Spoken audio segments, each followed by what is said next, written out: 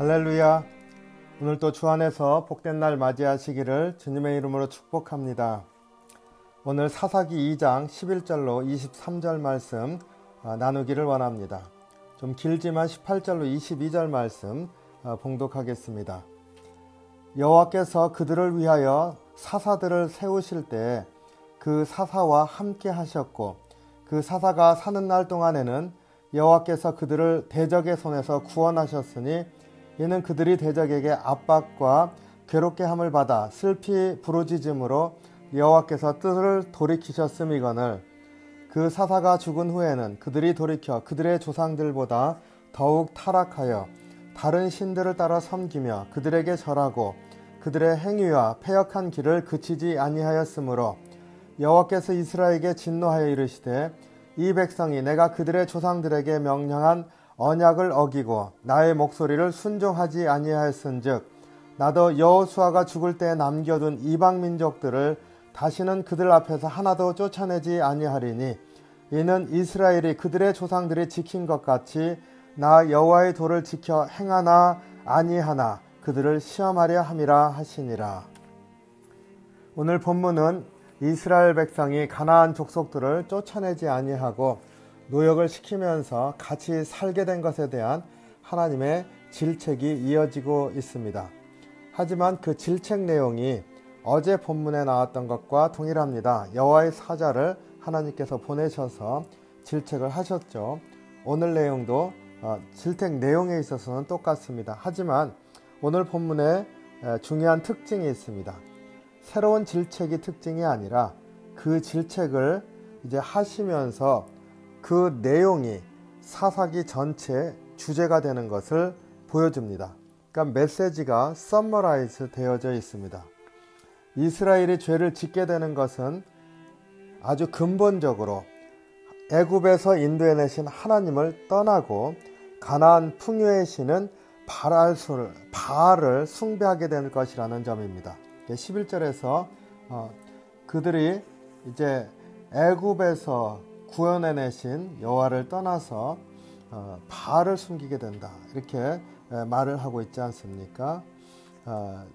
그 죄의 결과가 이제 하나님을 떠나는 것이라 아주 근본적인 죄를 지은 것과 마찬가지인 거죠. 그리고 그 죄를 지음으로 말미암아 이제부터 이스라엘 백성의 삶에는 괴로움이 찾아옵니다. 고난에 처하게 됩니다. 이러한 상황을 언급하고 있는 게 오늘 본문인데, 이 안에 두 가지 중요한 점을 우리에게 가르쳐주고 있습니다. 그리고 그것이 곧 메시지입니다. 첫 번째가 사사들을 언급하고 있습니다. 앞에 본문에서는 똑같이 여호와의 사자를 보내셔서 질책하셨는데 사사들에 대한 언급이 없습니다. 12지파가 지었다고 하는 그 죄의 내용, 그리고 하나님이 책망하신 내용 뿐입니다. 어찌 보면은 여호수아서부터 가나안을 정복해 왔었던 그 이야기의 연장선상에 있는 거죠.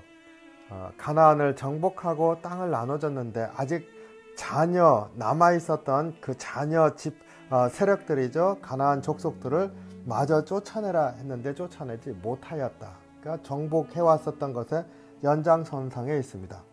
하지만은 오늘 본문에서는 그 연장선상에서 계속되어지는 이야기가 아니라 이제 단절이 일어났습니다.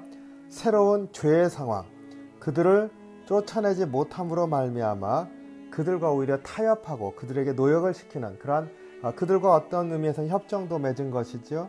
그러므로 하나님으로부터 멀어질 수 있는 아주 근본적인 죄를 지었다, 새로운 죄의 상황이 되었다고 하는 것을 보여주면서 그 죄의 상황 가운데서 사사들을 일으키시겠다, 이렇게 말씀하시고 있습니다. 사사들은 누구인가? 16절과 18절에 설명해주고 있습니다. 여호와께서 사사들을 세우사 노략자의 손에서 그들을 구원하셨으나, 그러니까 사사들을 통해서 이제 이스라엘 백성이 가나안 족속들에게 핍박을 받을 때 구원하셨다. 그리고 18절에 여호와께서 그들을 위하여 사사들을 세우실 때에는 그 사사와 함께 하셨고 그 사사가 사는 날 동안에는 여호와께서 그들을 대적의 손에서 구원하셨으니, 그러니까 하나님께서는 사사들을 선택하셔서 일으키셨을 때 사사들과 함께 하시고 그 사사들의 손을 통해서 이스라엘을 구원하셨다. 그런데 언제까지 구원하셨다고요? 사사들이 살아있는 동안에는, 이렇게 얘기를 했습니다.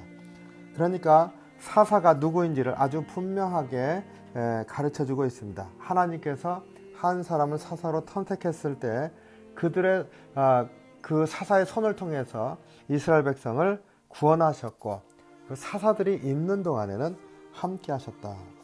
그런데 사사들이 죽었을 때 대를 이어가면서 그 사사의 역할을 하는 것은 아닙니다.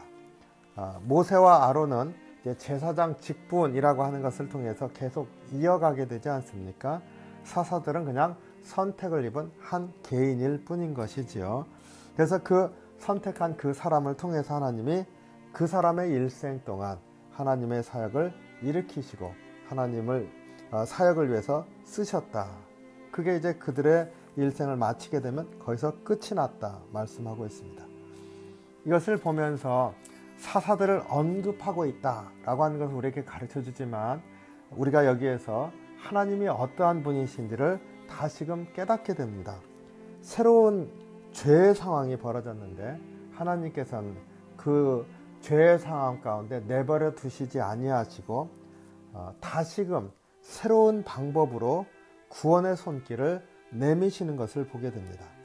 그래서 또 다른 시대를 열어가셨습니다. 이게 하나님의 은혜인 거죠.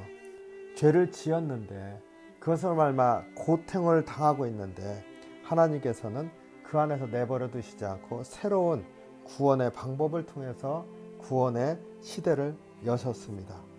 이게 중요한 메시지인 것이죠. 하나님은 우리가 당하는 고통 가운데 내버려 두시지 아니하시고 또 다른 방법으로 우리를 구원하시기 위해서 우리를 찾아오시는 하나님이시다. 두 번째로 이스라엘의 죄에 대해서 얘기를 하면서 이게 근본적으로 하나님 앞에 죄를 짓는 것이지 않습니까? 근데 이번에 하나님께서 이스라엘이 사사를 통해서 구원을 받았을 때 그것이 영원한 구원, 근본적으로 그 죄로부터 구원해 주시는 그러한 종류의 구원이 아닙니다. 사사가 죽으면 끝나는 거잖아요.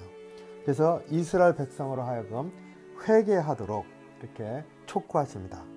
회개를 기다리시는 하나님의 모습을 보게 됩니다.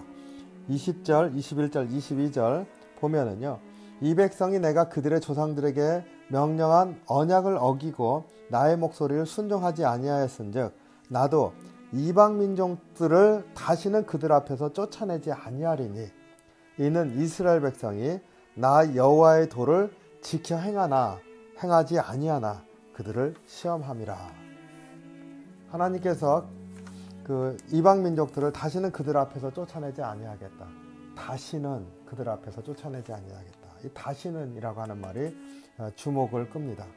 노아의 홍수 이후에 하나님께서 다시는 물로 심판하지 아니하시겠다 하는 말씀이 연상이 됩니다. 그런데 노아의 홍수에서 물로 심판하지 아니하시겠다라고 말씀하실 때는 심판을 다시는 이렇게 하시지 않겠다 그랬습니다. 구원을 강조하고 있는 말씀이죠. 근데 이번에 여기에서 다시는 이방 민족들을 너희들에게서 쫓아내지 않겠다. 이것은 구원의 메시지가 아니라 심판의 메시지, 그리고 회개의 촉구의 메시지입니다. 이방 민족들을 다시 쫓아내지 아니하리라. 왜 그렇습니까? 그 이방 민족 틈에서 살아봐라 이런 말이죠. 그러니까 두려운 그러한 명령입니다. 이방 민족 틈에서 살아보는데 하나님이 목적이 있습니다. 너희들이 나의 도를 지키는가 그렇지 아니한가 보겠다. 하나님의 말씀을 지키며 사는지 아닌지를 보겠다 말씀하셨습니다. 죄의 상황을 이스라엘 백성 스스로 불러왔습니다. 그런데 하나님께서 이번에는 그대로 상황 가운데 놓아두시고 그 안에서 하나님을 찾는지 안 찾는지 보시겠다. 하나님을 찾는 게 뭡니까? 죄를 회개하면서 하나님 앞에 나아가는 것이죠. 그래서 사사시대는 하나님께서 그 출애굽할 때처럼 무조건적으로 애굽의 손에서 완전히 구해내듯이 그렇게 구해내시는 것이 아닙니다. 사사시대에는 회개하고 나오도록 하시는 것이 그 특징입니다. 사사는 그들이 회개하고 고통 가운데 하나님 이제 죽겠습니다 도와주십시오 했을 때 하나님께서 응답하시는 그 방법으로 사사를 들어 사용하셔서 구원해 주신 것이죠. 사사는 하나님께서 응답으로 선택한 사람, 하나님의 사람입니다. 그래서 사사시대는 우리에게 이제 회개를 촉구합니다. 그래서 회개로 응답해라. 너희가 회개함으로 나한테 나오라. 이렇게 말씀하시는 시대인 거죠. 은혜를 다 베풀어 주셨는데 그 은혜를 받은 그 백성이 다시 죄 가운데로 떨어졌을 때 하나님께서 이제는 그 죄 가운데서 그 죄의 심각성을 너희들이 고통 가운데 알고 하나님께로 나오라. 하나님께 회개하고 나오라. 부르시는 그러한 시대입니다. 그래서 우리가 이 말씀을 이렇게 묵상하면서 주님의 은혜를 알고 있는 백성 아닙니까? 우리는 주님의 은혜를 아니까 이제 우리가 어렵고 힘들 때 뭘 해야 됩니까? 주님 앞에 나아가는 거죠. 호소하면서 나아가는 것이고 주의 구원을 구하는 것이고 주님이 다시 한번 자비하심과 은혜의 역사를 일으켜 주시기를 주님께 요청하는 것인 줄로 압니다. 우리도 이러한 사사시대에서 배울 수 있는 은혜 받은 자는 주님 앞에 회개함으로 나가야 된다 하는 메시지를 묵상하시면서 오늘 또 주님 앞에 나아가는 은혜가 있으시기를 주님의 이름으로 축원합니다. 이 시간 같이 기도하겠습니다. 주님, 내가 내 죄를 회개하고 주님 앞에 나아가길 원합니다. 주님께서 다시 한번 우리를 용서해 주시고 어리석음 가운데 주님의 구원의 손길을 베풀어 주심으로 나를 일으켜 주십시오. 나의 어리석음 가운데 있는 이 모습을 다시 한번 용서하시고 새 길을 열어 주십시오.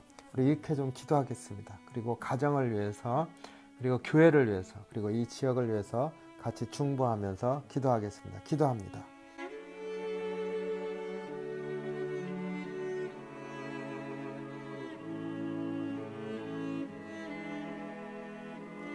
사랑이 많으신 주님, 주님의 은혜와 사랑에 감사합니다.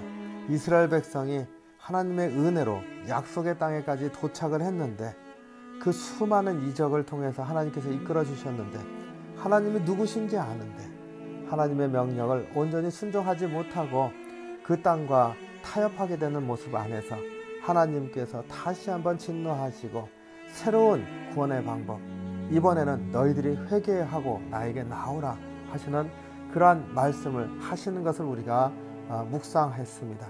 주님, 적용하길 원합니다. 우리의 삶 가운데 주님께서 우리와 함께 하시고 우리를 이끌어 주시는 손길이 있음을 다시 한번 깨닫고 주님 앞에 돌이키고 나아가서 주님의 은혜를 구하는 저희들이 될 수 있도록 인도해 주시옵소서. 오늘 하루도 주님 앞에 또 주님의 도우심을 구하면서 주님께서 계획하신 그런 삶을 살 수 있도록 저희를 이끌어 주시길 원합니다. 우리의 심령이 다시 한번 은혜 가운데 힘을 얻도록 인도하여 주시옵소서. 모든 것 주께 의탁하옵고 감사드리며 예수님 이름으로 기도하옵나이다. 아멘. 오늘도 주님 안에서 주께서 부르시는 음성을 듣고 주님, 내가 여기 있나이다 고백하면서 나아감으로 승리하는 귀한 날이 되시기를 주님의 이름으로 축원합니다. 아멘.